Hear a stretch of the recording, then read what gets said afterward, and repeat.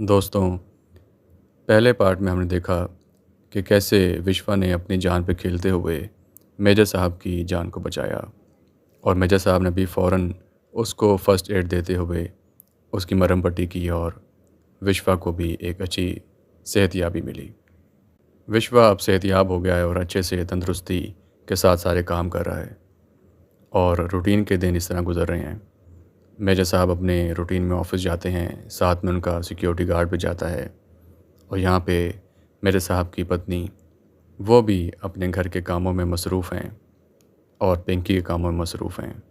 पिंकी की पढ़ाई पे खूब तवज्जो दी जा रही है और जैसे कि साथ-साथ उसके रानी भी है, तो रानी को भी मेरे साहब की पत्नी उतनी ही अटेंशन देती हैं और उनकी कोशिश है कि बस इन दोनों को अच्छे से खूब पढ़ाएँ और रानी भी वो सब सीखे जो कि पिंकी पहले से सीख चुकी है और ये दोनों एक ही प्लेस पे आके आगे मज़ीद एक साथ पढ़ें।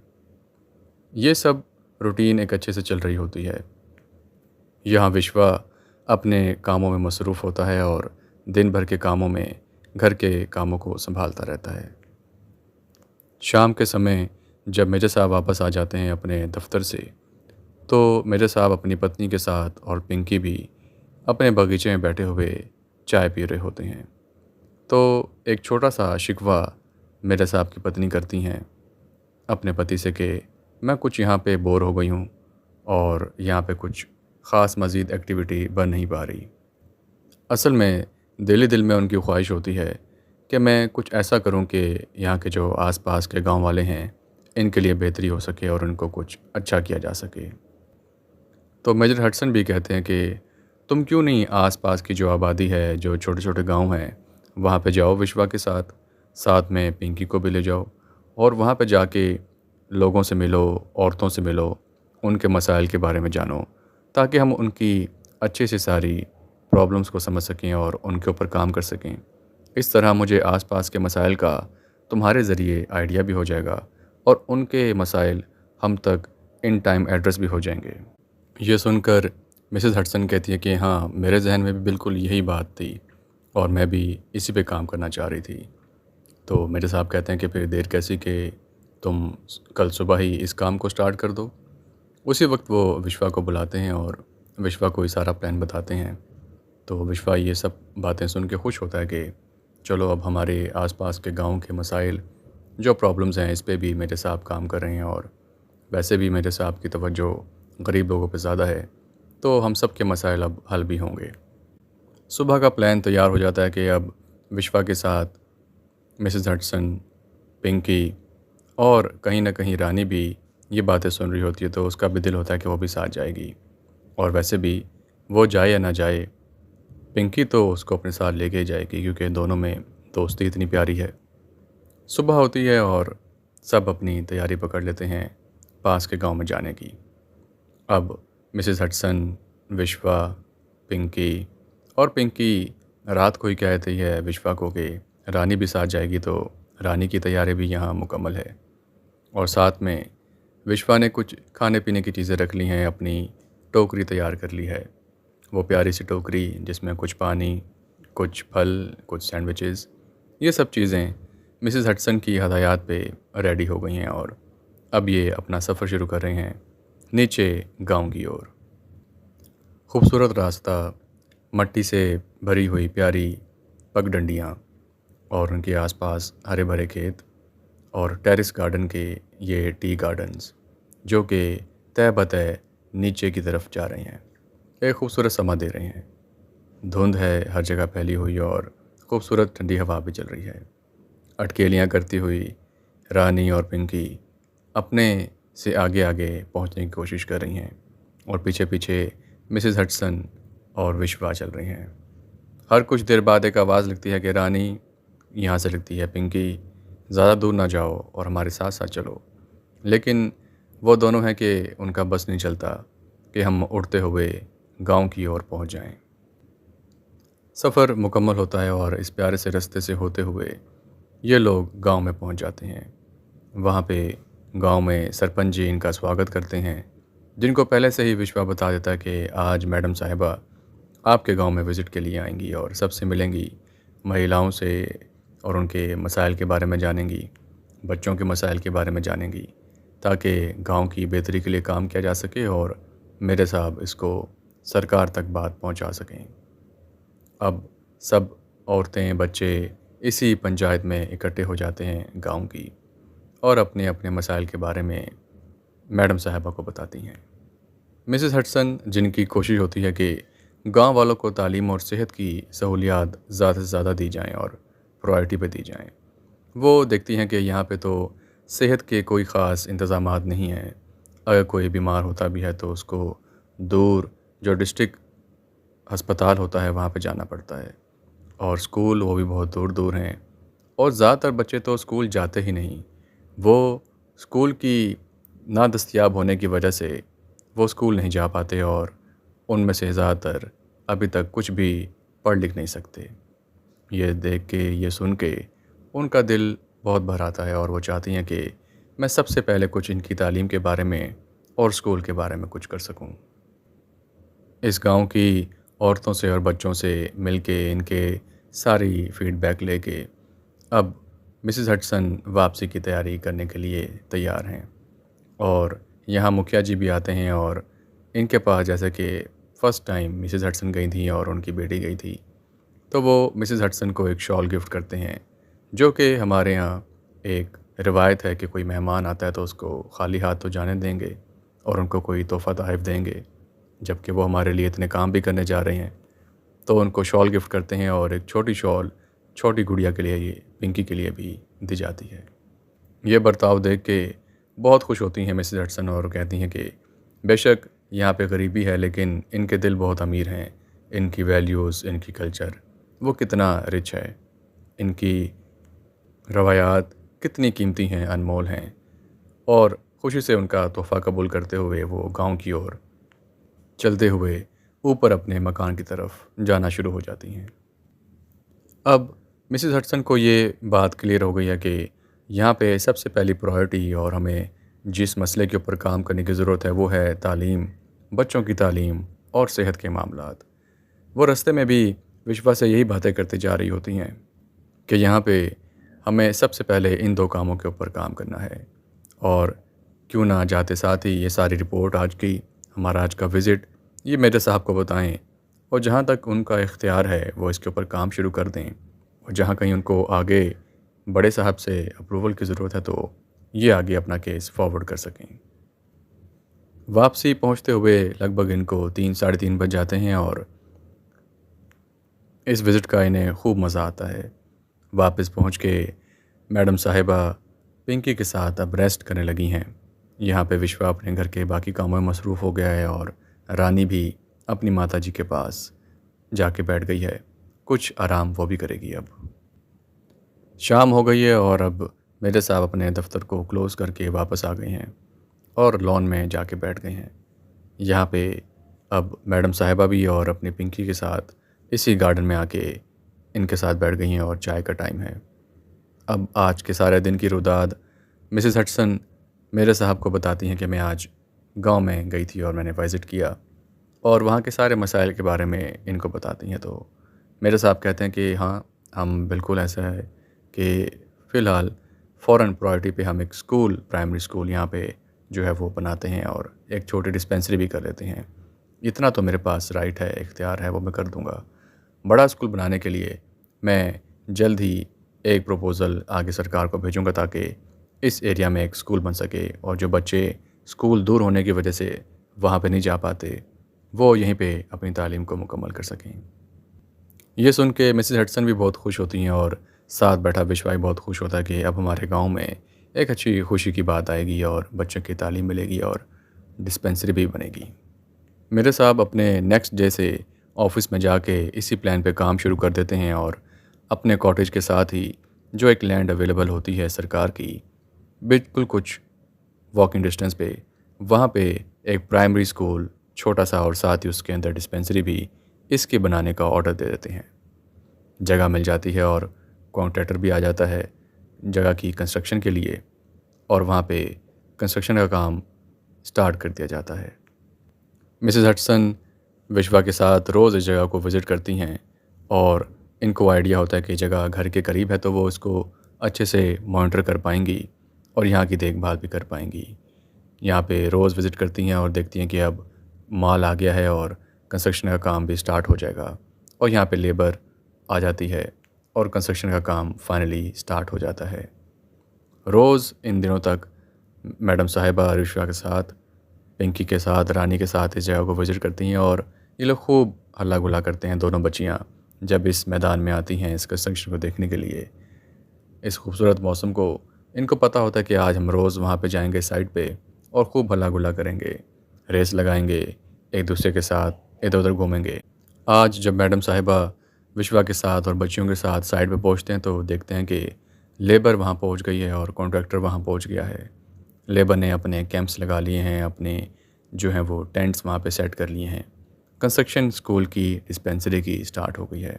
ये देख के खुश होती हैं कि चलो काम तो स्टार्ट हुआ और जल्दी ये मुकम्मल भी हो जाएगा, क्योंकि सारा काम मेरे साहब का ऑफिस खुद अपनी निगरानी में देख रहा था, तो ये काम अच्छे से होगा और इन टाइम मुकम्मल भी हो जाएगा। यहाँ गांव वालों को नीचे खूब खुशी होती है, क्योंकि सिर्फ एक गांव वाले नहीं, इनके इलाके के, इनके ऑफिस के आसपास जो 5 से 6 गांव होते हैं वो सब के सब इससे फैज़याब होंगे। उनको तालीम भी मिलेगी, डिस्पेंसरी से मेडिकल की तिब्बी सहूलियात भी मिलेंगी। ये जान के सभी बहुत खुश होते हैं और ज़्यादातर लेबर तो आसपास गांव से आती है, तो उनको भी रोज़गार का मौका मिल जाता है। कंस्ट्रक्शन का काम जारी होता है और अब काफ़ी हद तक दीवारें भी बन चुकी होती हैं और इस तरह से काम आगे बढ़ रहा होता है। एक शाम जब रात का खाना खा के मेजर साहब और बाकी घर वाले अब आराम करने लगे हैं, रात हो गई है, सोने की तैयारी बस कुछ देर में शुरू हो जाएगी। मेरे साहब यहाँ अपनी स्टडी में बैठे हुए कुछ किताबें पढ़ रहे हैं और चाय पी रहे हैं। पिंकी सो गई है और मिसेस हडसन उनके पास बैठी बस वो जो साइट मैप है कंस्ट्रक्शन का उसको देख रही हैं। ये अभी इन्हीं अपने अपने कामों में मसरूफ़ होते हैं कि एकदम से इनको ज़ोरदार चीखो पुकार की आवाज़ आती है, जैसे साइड की तरफ से कोई आवाज़ें आ रही हों।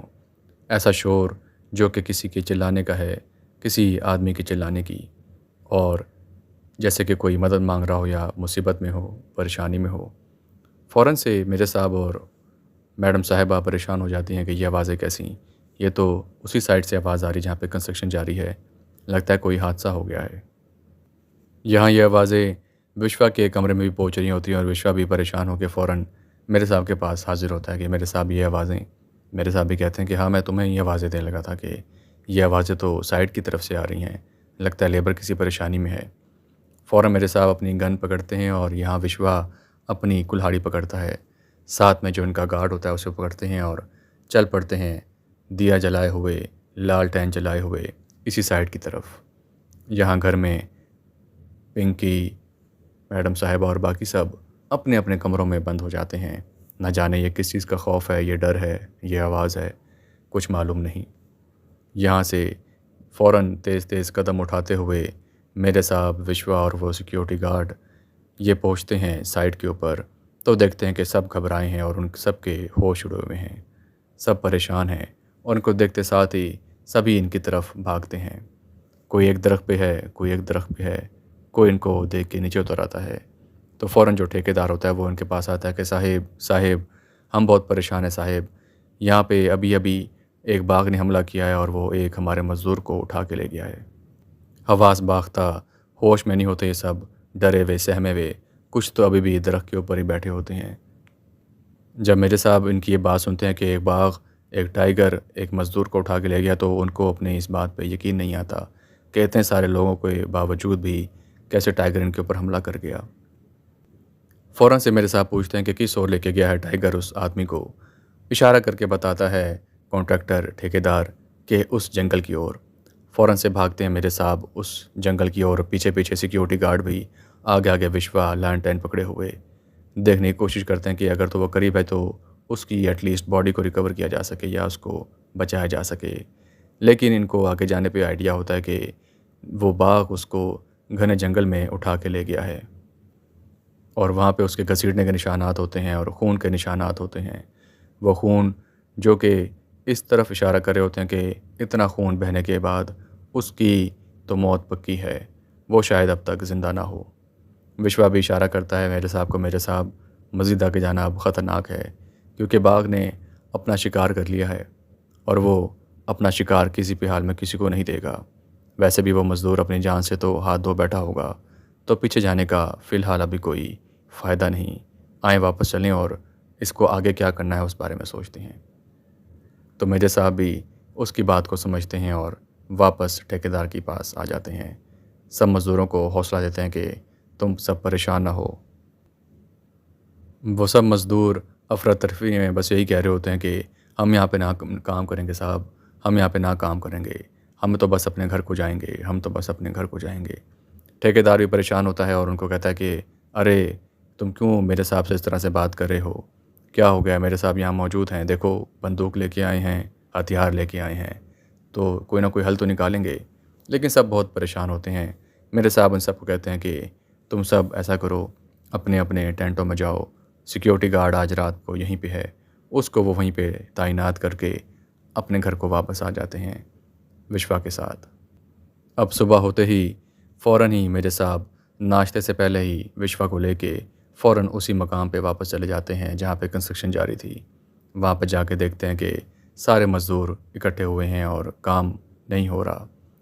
कॉन्ट्रैक्टर भी वहीं पे मौजूद है और सिक्योरिटी गार्ड भी वहीं पे मौजूद है। वो पूछते हैं सिक्योरिटी गार्ड से कि क्या हुआ, कोई रात को दोबारा बाघ का हमला तो नहीं हुआ? तो उनका सिक्योरिटी गार्ड कहता है कि नहीं साहिब, लेकिन दूर जंगल से कुछ आवाज़ें आती रही हैं, जैसे कि चीड़-फाड़ कर रहा हो, वो उस बॉडी को अपना निवाला बना रहा हो, उस मज़दूर को। और ऐसी गुर्राहट पूरे जंगल में फैली थी जैसे कि वो खूब अपने जश्न मना रहा है अपने शिकार का। बाकी मज़दूर भी यही कहते हैं कि हाँ साहब, वो बाघ ख़तरनाक है, एक जानवर है, उसकी ये खौफ अब हर जगह फैल गया है। उसने एक शिकार कर लिया है और जल्दी पेट जब उसका खाली हो जाएगा तो दूसरा शिकार करने के लिए भी इधर ही भागेगा।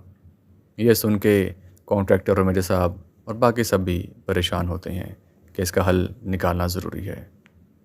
लेकिन यहाँ पे जो प्रॉब्लम वाली बात ये थी कि बाघ के डर के साथ साथ अब बाकी मज़दूरों ने काम करना भी छोड़ दिया था और वो कह रहे थे कि हम मज़ीद काम नहीं करेंगे जब तक कि इस बाघ से हमें छुटकारा ना मिले, क्योंकि वो सारे मज़दूर आसपास के गांव के थे और उनको आइडिया था कि बाघों के बीच में रहना कितना मुश्किल है और बाघ अगर एक बार किसी जगह से किसी आदमी का शिकार कर ले तो वो बार बार उधर का ही रुख करेगा और इनको परेशान करेगा जब तक कि वो इनको अपना निवाला नहीं बना लेता। मेरे साहब कॉन्ट्रैक्टर को कहते हैं कि ठीक है, तुम सब मज़दूरों को कहो कि जब तक कि इस बाघ को हम कहीं ठिकाने नहीं लगा देते तो ये फिर काम पे ना आए और जल्दी मैं इसका कोई हल निकालता हूँ। कॉन्ट्रैक्टर भी जो कि दिल दिल में खुश होता है कि चलो ठीक है, वो भी परेशान होता है कि इस जान को जोखिम में कौन डाले, काम तो कहीं भी मिल जाएगा। तो सब अपने काम को आधा अधूरा छोड़ के अब मज़दूर वहाँ से चले जाते हैं। यहाँ पे अब बाकी होते हैं मेरे साहब, उनका गार्ड और विश्वा, और ये घर को वापस आ रहे होते हैं। मेरे साहब परेशान होते हैं, विश्वा भी परेशान होता है कि कैसे इस नेक काम के बीच में ये बाघ आ गया और हम अब इस काम को रोकना पड़ा है। मेरे साहब अब दफ्तर चले गए हैं और विश्वा घर आ गया है। विश्वा घर आके बताता है मिसेस हडसन को कि मैडम साहिबा, काम रुक गया है और ये सारा वाक़या पेश आया है। मिसेस हडसन भी अब परेशान हैं क्योंकि वो भी बहुत खुश थी कि गांव वालों के लिए बेहतरी होने जा रही है और अब सब अच्छे से होगा। लेकिन इस बाघ की वजह से काम रुक गया था और गांव वाले यहाँ पे काम करने के लिए मज़दूर तैयार नहीं थे। तो अब पहला काम ये होगा कि इस बाघ का कोई हल निकाला जाएगा और उसके बाद ही काम दोबारा शुरू होगा। अब पिंकी भी ये सुनती है और रानी भी ये सुनती है, तो वो भी कुछ उदास होती हैं कि एक तो बाघ आ गया है, उसका डर और खौफ कहीं वो इनके कॉटेज के पास भी ना आ जाए, और वैसे भी काम रुक गया है स्कूल का जहाँ बहुत से बच्चे आते और खूब खेलते। सभी उदास होते हैं और अपने अपने कमरों में जाके बैठ जाते हैं। यहाँ मेरे साहब भी अपने दफ्तर में उदास होते हैं कि अब इस बाघ का हल निकाला जाएगा और उसके बाद ही कुछ काम बन पाएगा। विश्वा भी अपने कामों में मसरूफ़ हो जाता है और दिमाग उसी जगह होता है जहाँ पे कंस्ट्रक्शन चल रही होती है कि कब इस बाघ का कोई हल निकले या ये यहाँ से दूर चला जाए ताकि दोबारा से इसकी तामीर का काम शुरू हो जाए। मेरे साहब वापस आते हैं काम से शाम में और शाम की चाय के दौरान विश्वा को बुलाते हैं और पूछते हैं कि विश्वा, तुम क्या कहते हो कि इस बाग से कैसे छुटकारा हासिल हो, क्योंकि तुम तो यहाँ के लोकल हो और तुम ही कुछ बता पाओगे। वो कहते हैं कि आपके इसी सवाल के लिए मैंने आज मुखिया जी को बुलाया है, जो गांव वाले मुखिया जी हैं जिनके पास हम गए थे नीचे मिलने के लिए। मुखिया जी आते ही होंगे और वो इसका कोई हमें अच्छा हल बता पाएंगे। अभी ये बात हो रही होती है कि मुखिया जी वहाँ अपने 2-3 जवानों के साथ, जो कि लाठी डंडे सोटे पकड़े हुए ऊपर आ रहे होते हैं, इनको दिखाई देते हैं। मुखिया जी आते हैं और मेरे साहब से मिलते हैं, प्रणाम करते हैं और वहीं बैठ जाते हैं। तो मेरे साहब कहते हैं कि मुखिया जी, आपको तो पता है कि कल परसों क्या हादसा पेश आया और एक हमारा मज़दूर जान से हाथ धो बैठा है। आपकी क्या राय है, इस आदमखोर बाग से अब हम कैसे जान को छुड़ाएं? तो मुखिया जी कहते हैं कि देखें, हम सब मज़दूर मेरे पास भी आए थे और उन्होंने यही कहा कि कंस्ट्रक्शन का काम रुक गया है और जिससे गांव वाले जो खुश थे वो वाकई बहुत उदास हैं। हम आपकी मदद के लिए तैयार हैं, जैसा आप कहें, क्योंकि आप तो हमारी बेहतरी के लिए काम कर रहे थे। हम आपके साथ हैं इस बाग को मारने के लिए।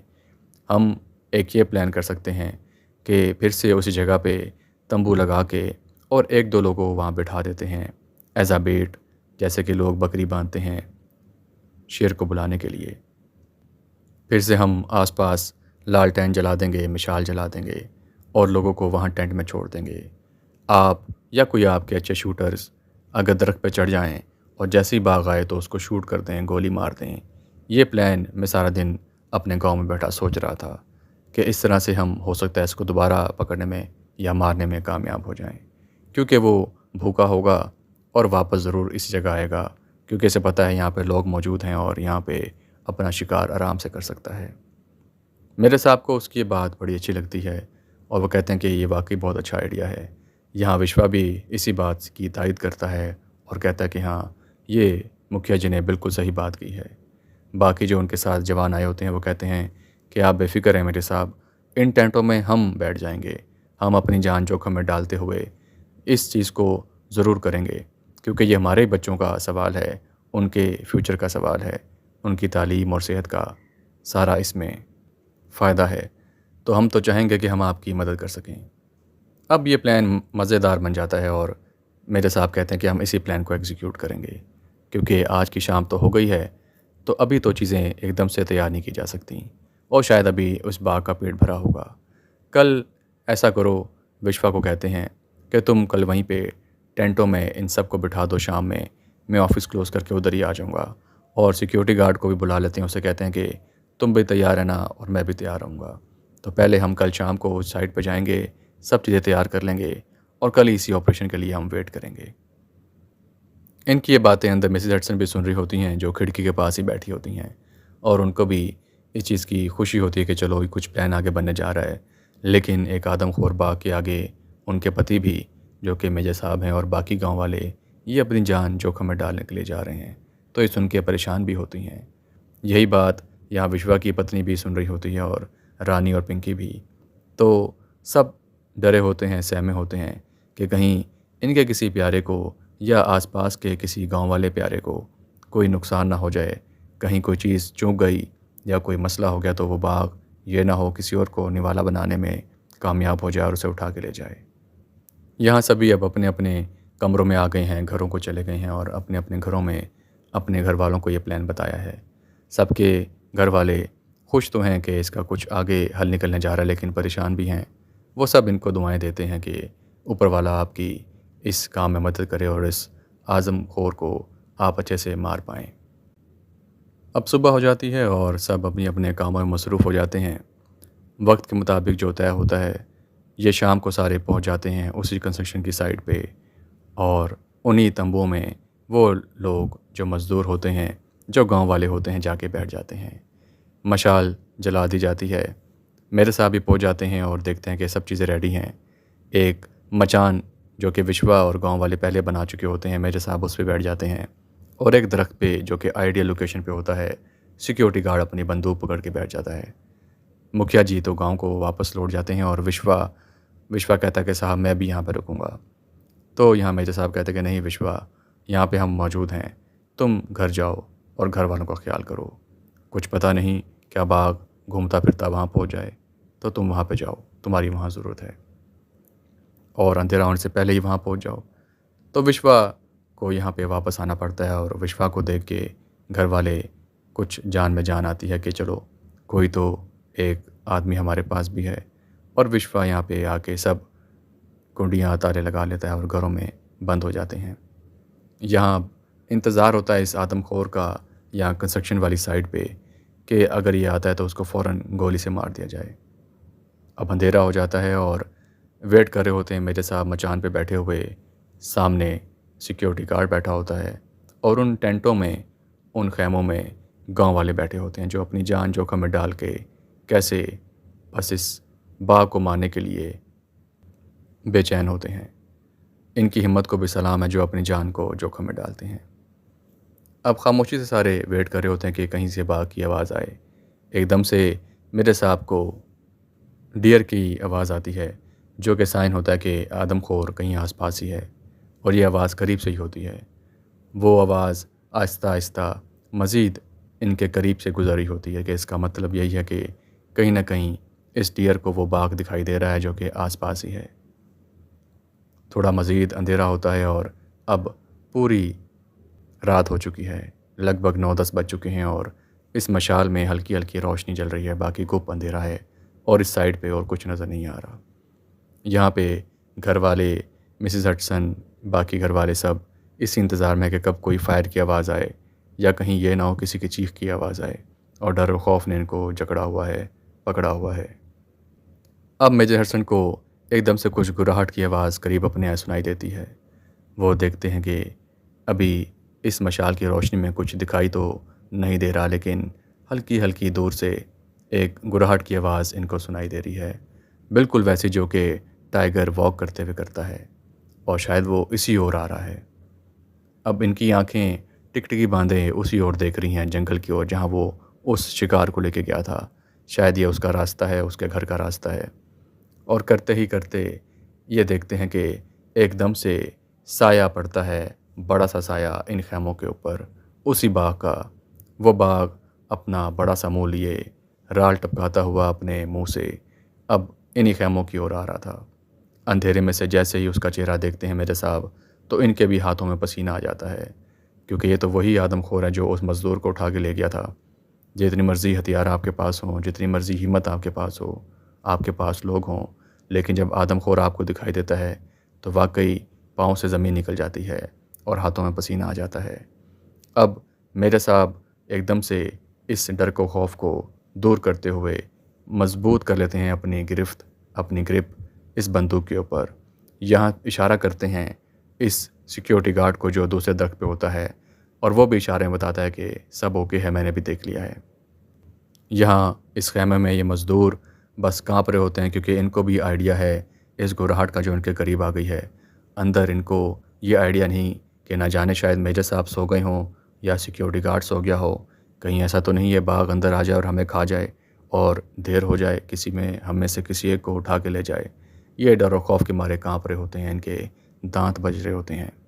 यहाँ मेरे साहब बस अब बंदूक का निशाना लगाते हुए एकदम से इशारा करते हैं गार्ड की तरफ कि अब फायर का वक्त है। दोनों ही फायर करते हैं और ज़ोरदार आवाज़ें गूंज उठती हैं फायर की पूरे जंगल में।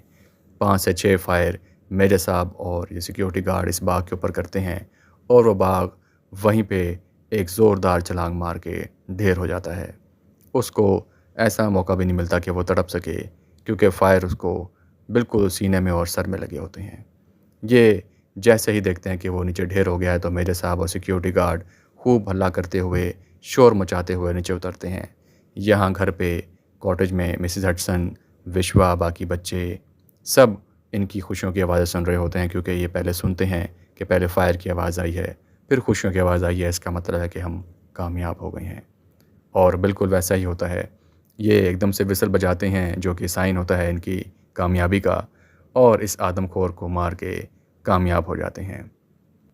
यहाँ कुछ देर बाद देखता है कि सिक्योरिटी गार्ड मशाल उठाए और बाकी सब गांव वाले मेजर हटसन के साथ साथ अब इसी कॉटेज की ओर आ रहे हैं और बताते हैं आके कि हम अपने काम में कामयाब हुए और अब वो बाघ मर चुका है। कंस्ट्रक्शन का काम दोबारा से शुरू हो जाता है और अब पूरी स्पीड के साथ इनका स्कूल और डिस्पेंसरी का काम मुकम्मल होने लगता है। तो दोस्तों, उम्मीद करते हैं आपको हमारा आज का ये पार्ट पसंद आया होगा, स्टोरी पसंद आई होगी।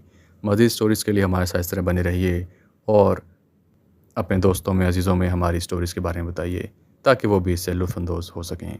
अपना ख़्याल रखिए। Good day.